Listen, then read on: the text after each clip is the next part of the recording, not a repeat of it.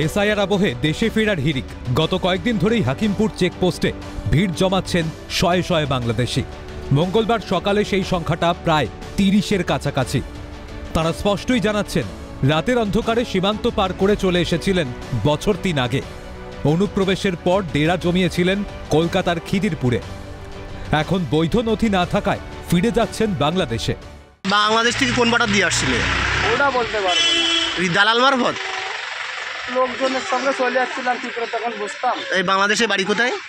আমাদের নড়াইল জেলা। এদিকে থাকতে কোথায়? খিদিরপুর। কত বছর ধরে আসো? ৩-৪ বছর। কোনো কাগজপত্র কিছু করতে পারোনি? কিছু করতে পারিনি। এসআইআর এর কারণে চলে যাচ্ছ? এখন এসআইআর কারণে চলে যাচ্ছে। ভারতে এসেছিলেন কত বছর আগে? এই 2-3 বছর হবে। 3 বছর আগে। কিভাবে এসেছিলেন? ওই আমাদের ওখান থেকে অনেক লোক আসতো, ওদের সঙ্গে এসেছিলাম। কোন দিক থেকে ঢুকেছিলেন বলতে পারবেন? ওটার নাম কি আমরা জানি, রাত্রিবেলা পার হওয়া। রাত্রি এদের কেউ বাংলাদেশের নড়াইলের, তো কেউ সাতক্ষীরার বাসিন্দা, আবার কেউ অন্য কোনো জেলার বাসিন্দা।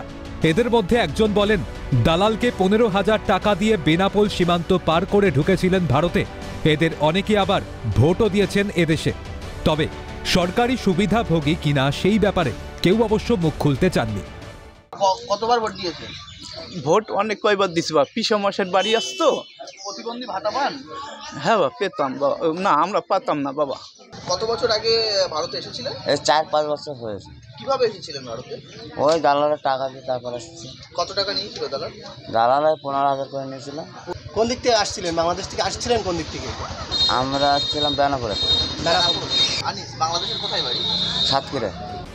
জানা যাচ্ছে, গত কয়েকদিনে ধাপে ধাপে 1,500-এর বেশি বাংলাদেশিকে ফেরত পাঠানো হয়েছে ওদেশে। প্রথমে চেকপোস্ট অতিক্রম করে নিয়ে যাওয়া হচ্ছে বিএসএফ ক্যাম্পে।